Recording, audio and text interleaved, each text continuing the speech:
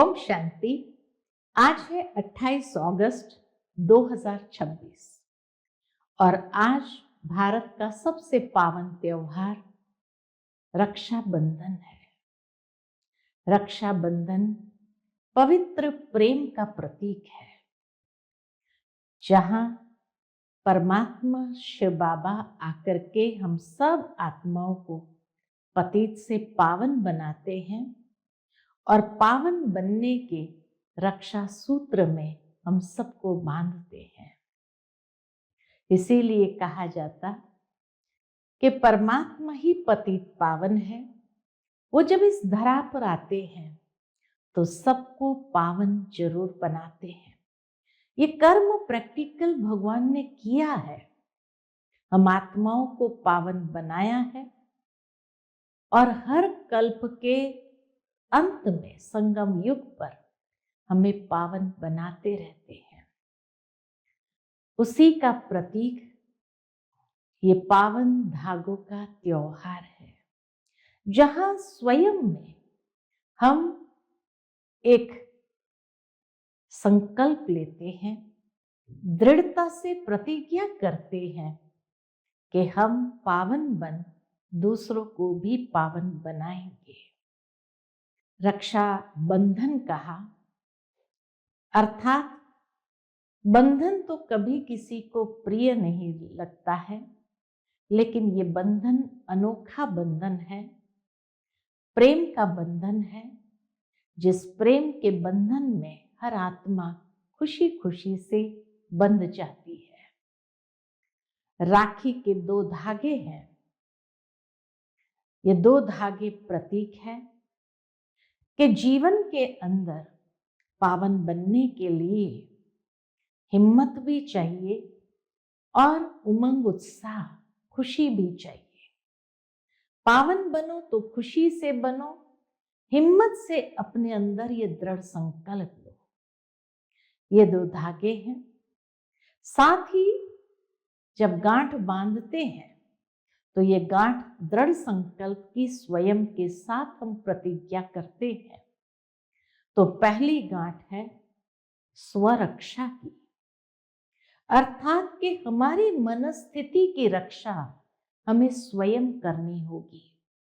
कोई दूसरा मेरी मनस्थिति की रक्षा नहीं कर सकता है।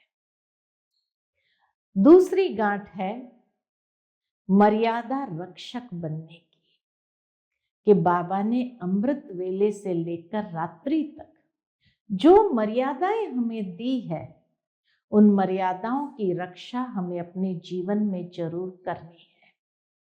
और तीसरी गांठ है यज्ञ रक्षक बनने की, अर्थात बाबा के घर के वातावरण की शुद्धि की रक्षा। भावार्थ ये कि बाबा के घर के वातावरण को मुझे शुद्ध रखना है, पावन रखना है। कभी इस वातावरण के अंदर कोई भी प्रकार की अशुद्धि न आए, उसका संकल्प अंदर ही अंदर दृढ़ता से हमें करना है। तो इसीलिए रक्षा सूत्र में सबसे पहले ये तीन रूप से रक्षक हमें बनना है: स्वरक्षक, मर्यादा रक्षक और यज्ञ रक्षक। जब हम स्वयं से ये दृढ़ संकल्प करते हैं तो बाबा हमारा रक्षक सदा हमारी रक्षा करने के लिए बंधा हुआ है। तो आज के बाबा के मधुर महावाक्य में भी हम यही बात सुनेंगे कि पतित पावन बाप आते हैं सबको पावन बनाने। आकर के कैसे हम सबको पावन बनाते हैं और ये दृढ़ संकल्प करा के पावन दुनिया में ले चलते हैं। तो सुनते हैं आज के बाबा के अनमोल मधुर महावाक्य। ओम शांति। मीठे बच्चे, तुम ड्रामा के गुप्त राज को जानते हो कि यह संगम युग ही चढ़ती कला का युग है। सतयुग से लेकर कलाएं कम होती जाती है। आज की मुरली से प्रश्न है, सबसे उत्तम सेवा कौन सी है? और वह सेवा कौन करता है? उत्तर है भारत को स्वर्ग बनाना, रंक को राव बनाना, पतित को पावन बनाना। यह है सबसे उत्तम सेवा। भारत को स्वर्ग बनाना, रंक को राव बनाना, पतित को पावन बनाना, यह है सबसे उत्तम सेवा। ऐसी सेवा एक बाप के सिवाय और कोई भी नहीं कर सकता। बाप ने ऐसी महान सेवा की है, तब तो बच्चे उनकी इज्जत करते हैं। सबसे पहले सोमनाथ का मंदिर बनाकर उनकी पूजा करते हैं। आज की मुरली से पहले गीत बजा है, आखिर वह दिन आया आज। ओम शांति। मीठे मीठे रूहानी बच्चों ने यह गीत सुना। जैसे आत्मा गुप्त है और शरीर प्रत्यक्ष है, आत्मा इन आंखों से देखने में नहीं आती है, इनकॉग्निटो है जरूर, परंतु इस शरीर से ढकी हुई है। इसलिए कहा जाता है आत्मा गुप्त है। आत्मा खुद कहती है मैं निराकार हूं, यहां साकार में आकर गुप्त बनी हूं। आत्माओं की निराकारी दुनिया है, वहां तो गुप्त की बात नहीं। परम पिता परमात्मा भी वहां रहते हैं, उनको कहा जाता है सुप्रीम। ऊंच ते ऊंच आत्मा, परे ते परे रहने वाला है परम पिता परमात्मा। बाप कहते जैसे तुम गुप्त हो, मुझे भी गुप्त आना पड़े। मैं गर्भ जेल में नहीं आता, मेरा नाम एक ही शिव चला आता है। मैं इसमें आता हूं तो मेरा नाम नहीं बदलता है। इनकी आत्मा का जो शरीर है, उनका नाम बदलता है। ब्रह्मा बाबा का नाम बदल जाता है। मुझे तो शिव ही कहते हैं, सभी आत्माओं का बाप। तो तुम आत्माएं इस शरीर में गुप्त हो, इस शरीर द्वारा कर्म करती हो। मैं भी गुप्त हूं। बाबा कहते मैं भी गुप्त हूं। तुम बच्चों को यह ज्ञान अब मिल रहा है कि मैं आत्मा इस शरीर से ढकी हुई हूं। आत्मा है इनकॉग्निटो, शरीर है कॉग्निटो। इनकॉग्निटो माना आत्मा है गुप्त, शरीर है प्रत्यक्ष। कॉग्निटो माना प्रत्यक्ष, आत्मा है इनकॉग्निटो माना गुप्त। मैं भी अशरीरी हूं। बाप इनकॉग्निटो इन शरीर द्वारा सुनाते हैं। बाप भी गुप्त है, परंतु इस शरीर द्वारा सुनाते हैं। तुम भी इनकॉग्निटो हो, शरीर द्वारा सुनते हो। तुम जानते हो बाबा आया हुआ है। बाप आते हैं भारत को फिर से गरीब से शाहूकार बनाने। तुम कहेंगे हमारा भारत गरीब है, सब जानते हैं, परंतु उनको कोई पता ही नहीं कि हमारा भारत शाहूकार कब था, कैसे था। तुम बच्चों को बहुत नशा है। हमारा भारत तो बहुत शाहूकार था, दुख की बात नहीं थी। सतयुग में दूसरा कोई धर्म नहीं था, एक ही देवी देवता धर्म था। वह किसको भी पता नहीं है। बाबा कहते एक ही देवी देवता धर्म था, ये बात किसको भी पता नहीं है। यह जो वर्ल्ड की हिस्ट्री ज्योग्राफी है, ये कोई नहीं जानते। अभी तुम अच्छी रीति समझते हो, हमारा भारत बहुत शाहूकार था, अभी बहुत गरीब है। अब फिर बाप आए हैं शाहूकार बनाने। भारत सतयुग में बहुत शाहूकार था, जबकि देवी देवताओं का राज्य था।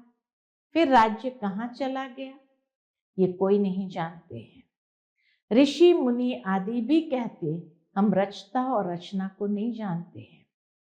बाप कहते सतयुग में इन देवी देवताओं को रचता रचना का ज्ञान नहीं था, आदि मध्य अंत को नहीं जानते।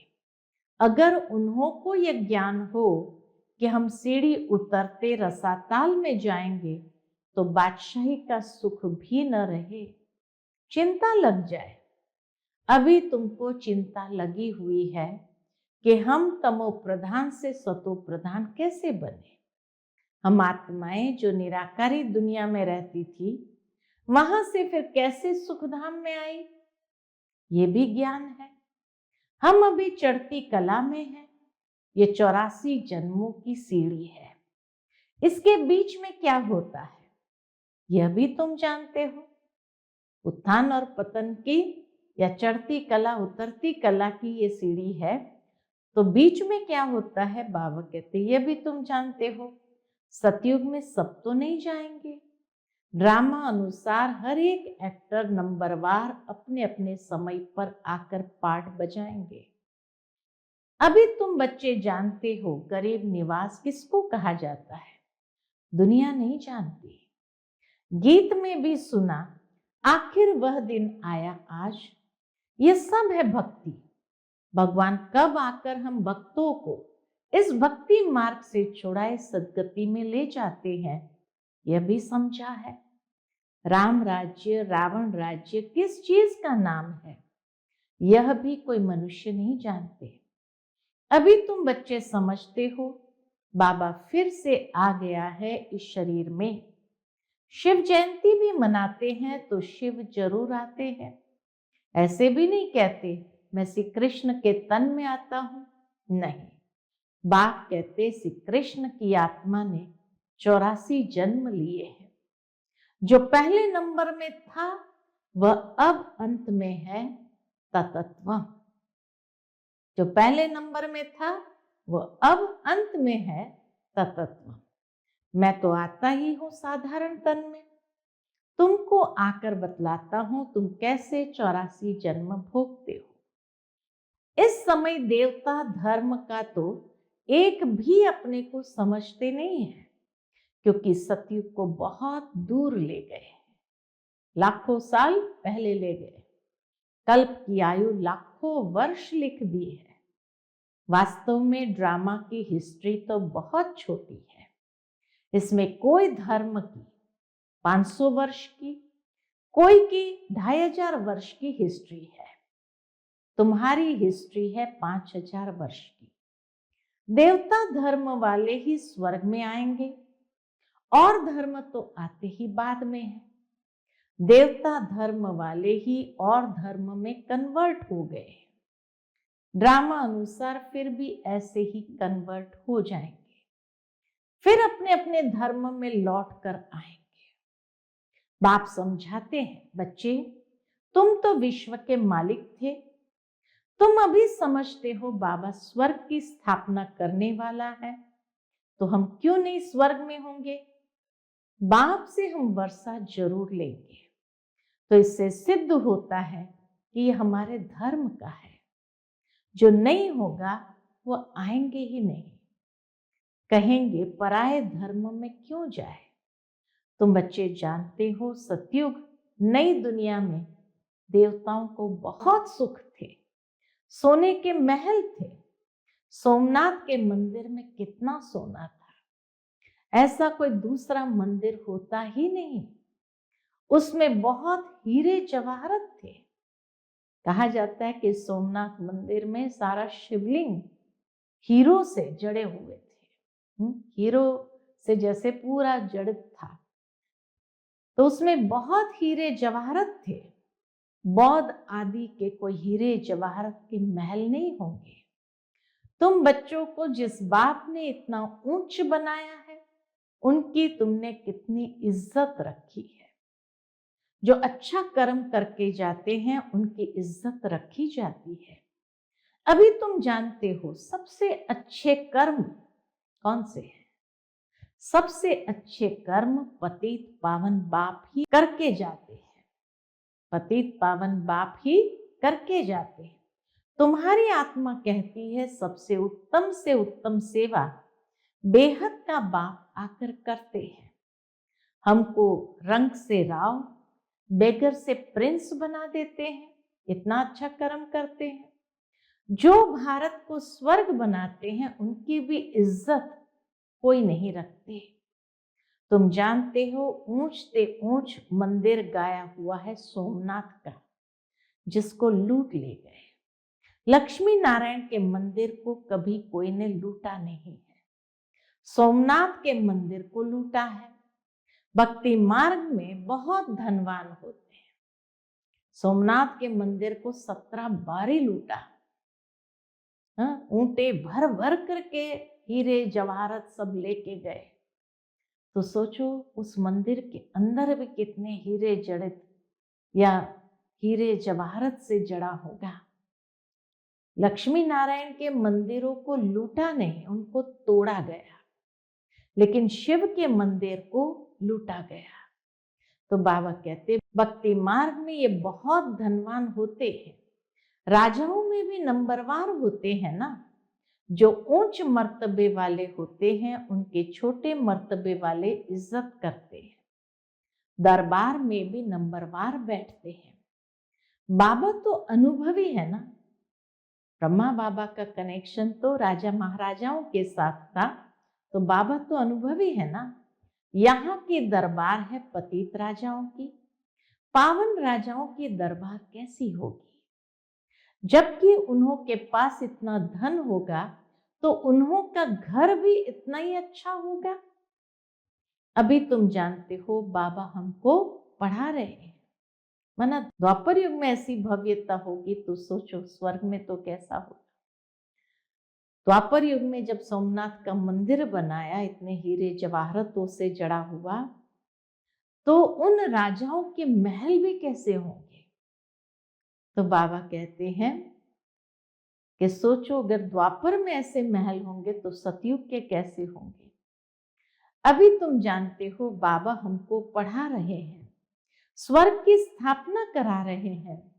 हम महाराजा महारानी स्वर्ग के बनते हैं, फिर हम गिरते हैं, फिर हम पहले पहले शिव बाबा के पुजारी बनेंगे। जिसने स्वर्ग का मालिक बनाया उनकी हम पूजा करेंगे।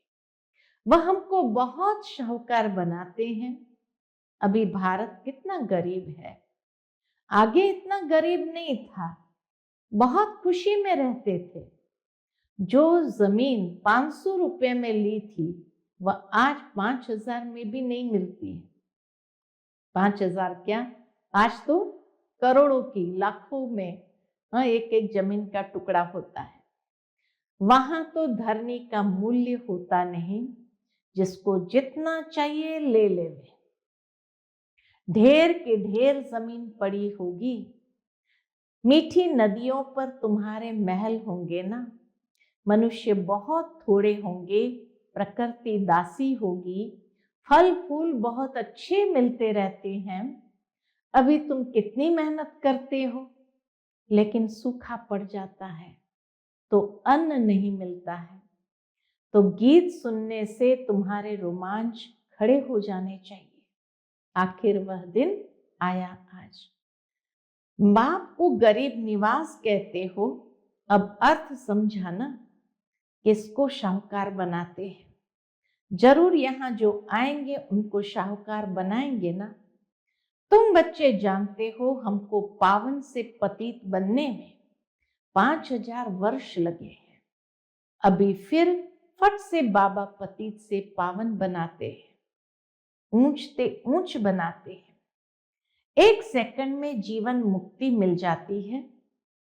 कहते हैं बाबा हम आपके हैं। बाप कहते बच्चे तुम विश्व के मालिक हो।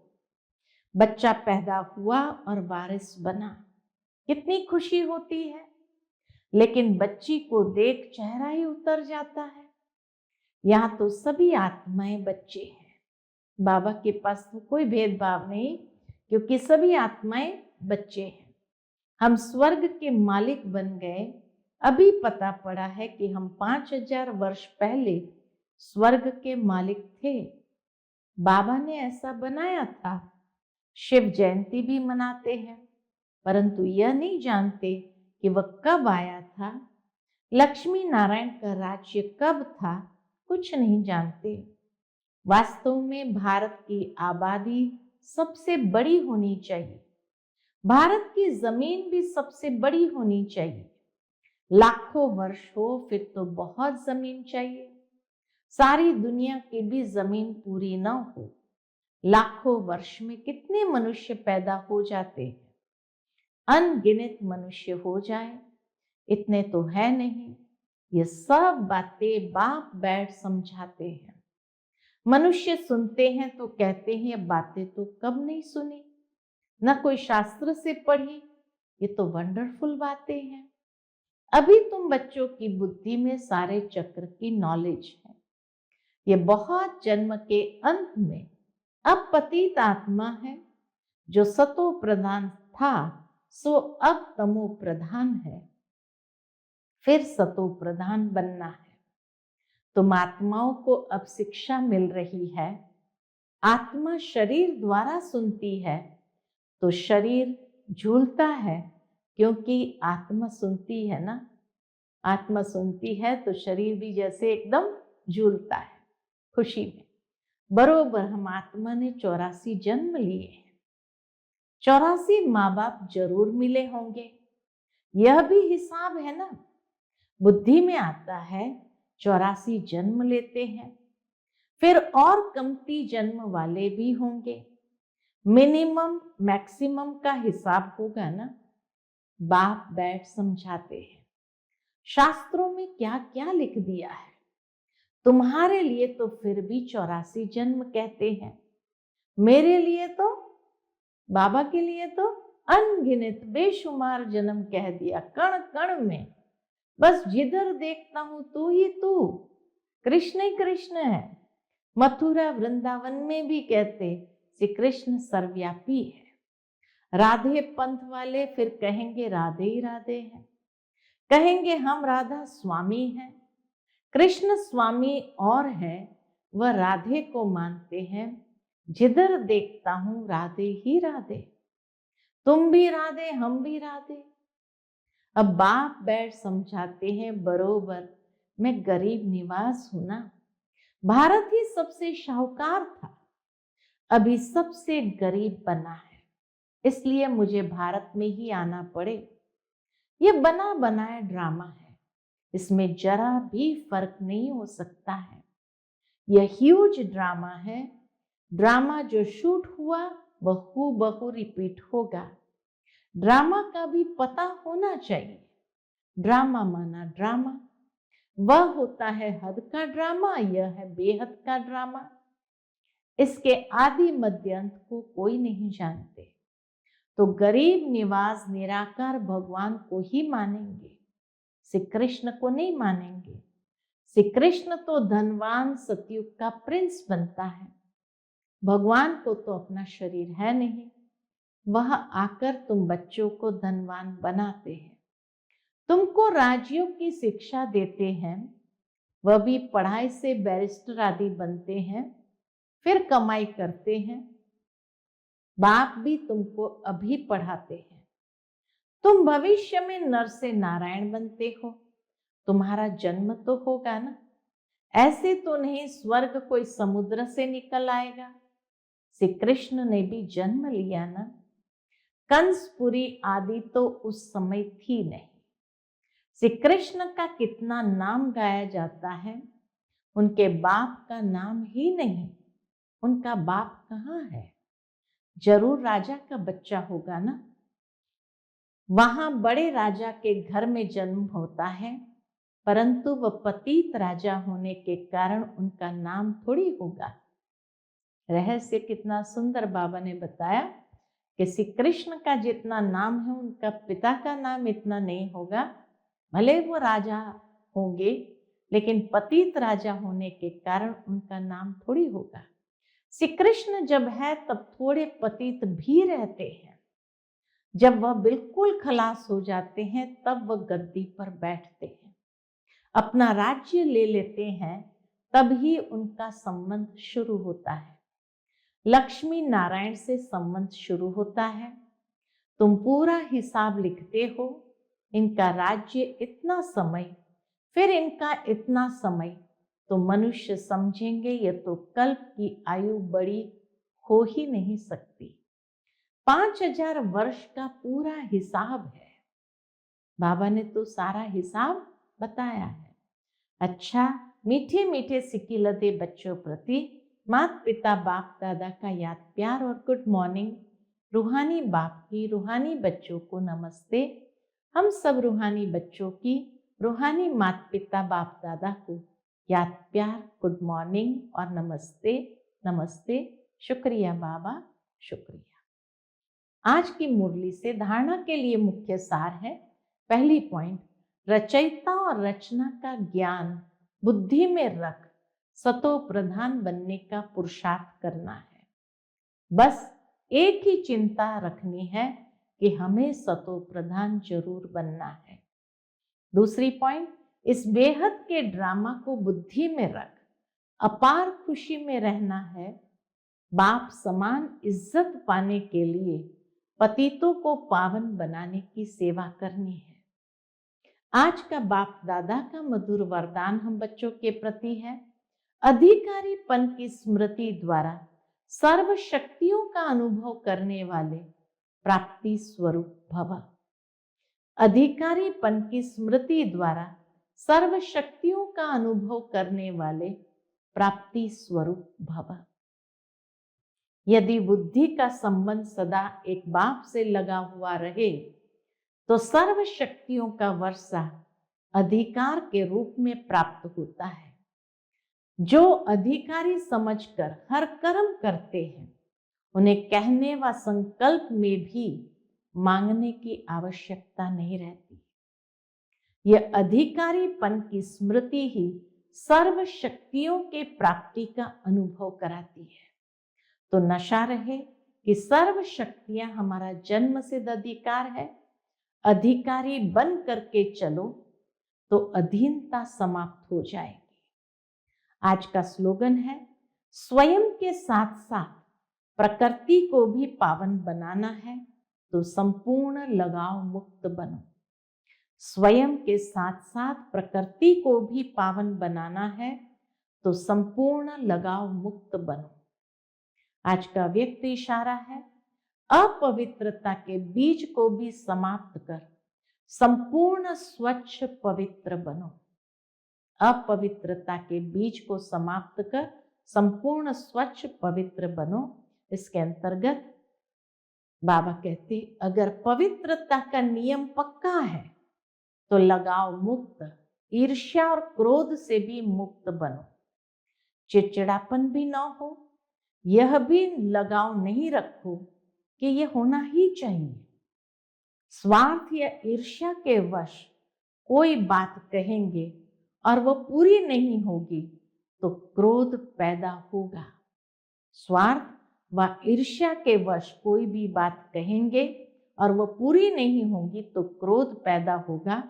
इसलिए पवित्रता के पिल्लर को पक्का करो तो ये पिल्लर लाइट हाउस का काम करेगा।